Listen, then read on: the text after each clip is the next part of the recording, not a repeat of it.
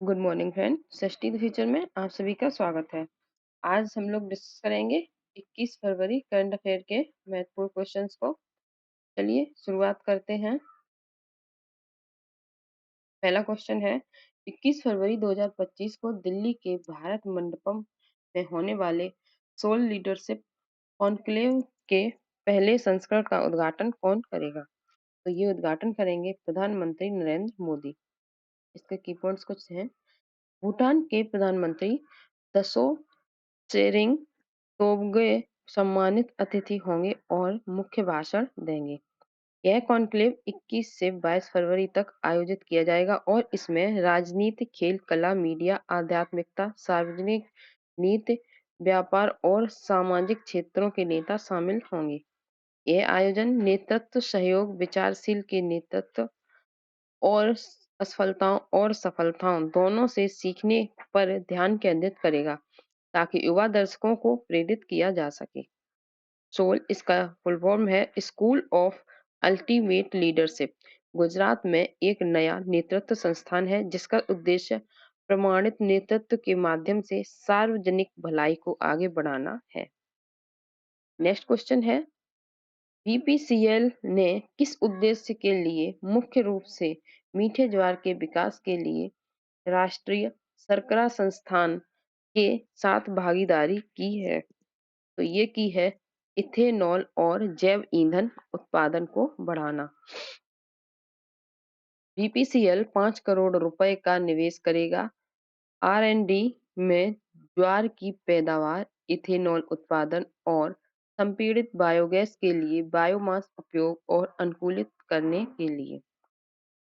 उच्च जल दक्षता वाला मीठा ज्वार गन्ने और मक्का का एक स्थायी विकल्प प्रदान करता है जिससे ऊर्जा सुरक्षा और ग्रामीण विकास को बढ़ावा मिलता है। बीपीसीएल के सीएमडी जी कृष्ण कुमार ने किसानों और ऊर्जा क्षेत्र दोनों को लाभान्वित करते हुए स्केलेबल इथेनॉल उत्पादन के महत्व पर जोर दिया है। नेक्स्ट क्वेश्चन है, शिक्षा के उनके योगदान के लिए विशालक्षी पुरस्कार 2025 से किसे सम्मानित किया गया है? ये सम्मानित किया गया है डॉक्टर भाग्यश्री पाटिल को। माननीय राष्ट्रीय द्रौपदी मुर्मू ने यह पुरस्कार प्रदान किया है जिसमें राज्यपाल थावरचंद गहलोत, श्री श्री रविशंकर और सांसद हेमा मालिनी ने भी भाग लिया था। शिक्षा में उनके नेतृत्व के लिए उन्हें पहचाना गया है। उन्होंने इस क्षेत्र में शैक्षणिक और नवाचार को बदलने में महत्वपूर्ण भूमिका निभाई है। Rise and shine biotech private limited की संस्थापक अध्यक्षा के रूप में उन्होंने पौधों के ऊतक संवर्धन और ग्रामीण सशक्तिकरण के माध्यम से शहरी ग्रामीण अंतर को पाटा है।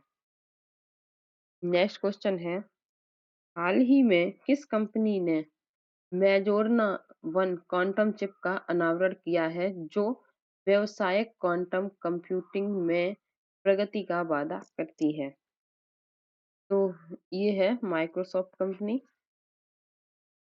ट्रोपोकंडक्टर नामक क्रांतिकारी सामग्री का उपयोग करके निर्मित मैजोरना वन को भविष्य के क्वांटम नंबरों के लिए एक चिप का 10 लाख क्यूबिट एक स्केल करने के लिए डिजाइन किया गया है। माइक्रोसॉफ्ट का टोपोलॉजिकल क्यूबिट अनुसंधान नेचर में प्रकाशित हुआ था जिसमें उन्नत स्थिरता और त्रुटि सुधार के साथ एक नए डिजिटल रूप से नियंत्रित क्यूबिट प्रदर्शन किया गया था। त्रुटि सहिष्णु क्वांटम कंप्यूटिंग के लिए एक रोड मैप माइक्रोसॉफ्ट के एकल क्यूबिट उपकरणों से लेकर स्केलेबल क्वांटम त्रुटि सुधार तक के मार्ग को रेखांकित करता है। नेक्स्ट है, रक्षा मंत्रालय ने भारतीय तटरक्षक बल के लिए 149 सॉफ्टवेयर परिभाषित रेडियो खरीदने के लिए किस कंपनी के साथ 1220.12 करोड़ के अनुसंधान के अनुबंध पर हस्ताक्षर किए जो खरीद श्रेणी के अंतर्गत आता है? तो ये किए हैं भारत इलेक्ट्रॉनिक्स लिमिटेड ने। भारत इलेक्ट्रॉनिक्स लिमिटेड एक नवरत्न सार्वजनिक क्षेत्र का उपकरण है जो रक्षा मंत्रालय के अंतर्गत आता है और एरोस्पेस और रक्षा इलेक्ट्रॉनिक्स में विशेषज्ञता रखता है। 1954 में बेंगलुरु में स्थापित इसने संचार उपकरणों के निर्माण में शुरुआत की और बाद में रेडार, अर्धचालक और एकीकृत सर्किट में विस्तार किया। मुख्य मील के पत्थरों में रेडार इसका निर्माण हुआ था 1966 में, आईसीसी और हाइब्रिड माइक्रो सर्किट 1971 और नौसेना के लिए फ्रिगेट रेडार शामिल हैं।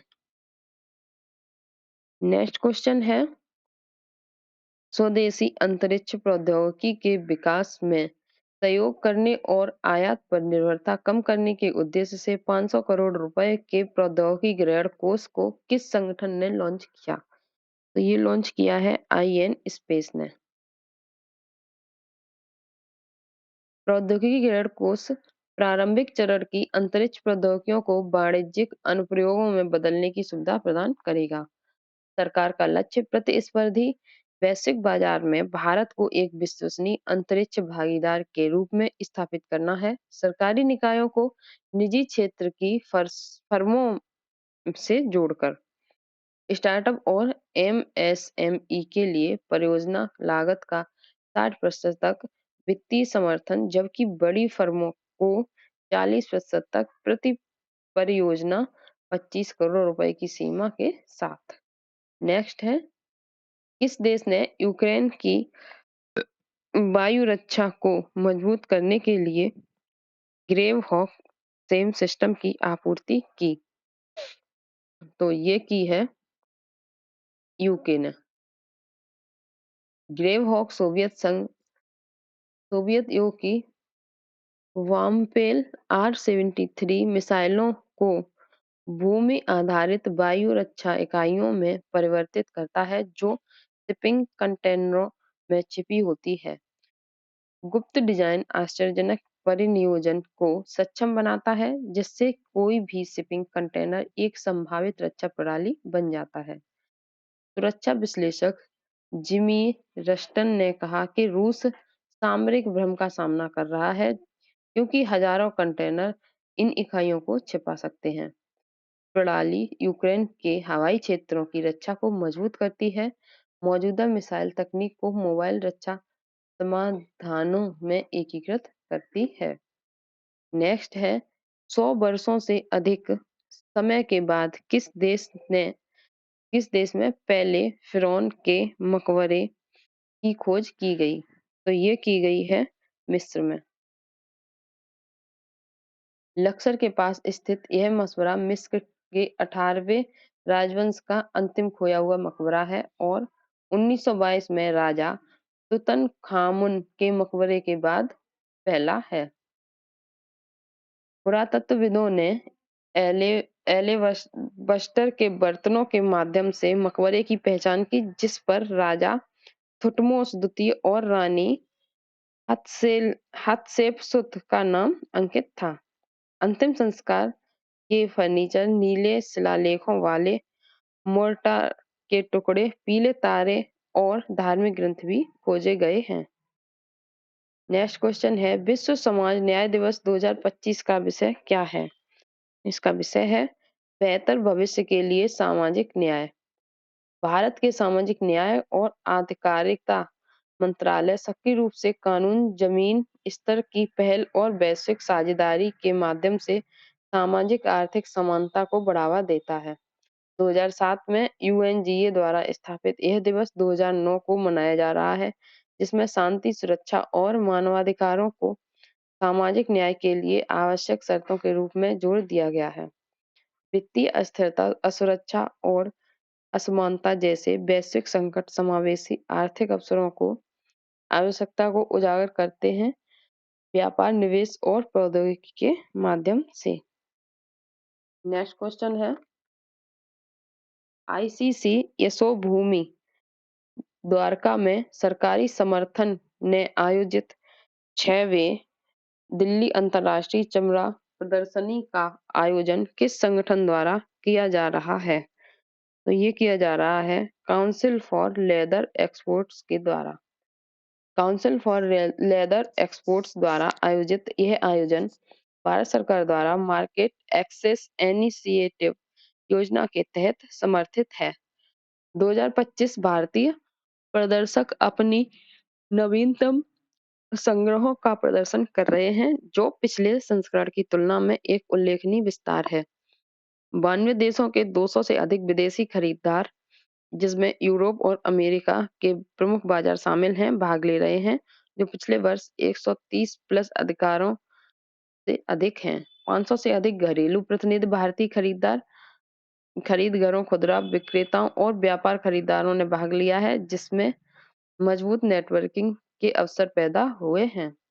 तो ये थे आज करंट अफेयर के महत्वपूर्ण क्वेश्चन। अगर आपको वीडियो अच्छी लगी है तो लाइक करें, शेयर करें और चैनल को सब्सक्राइब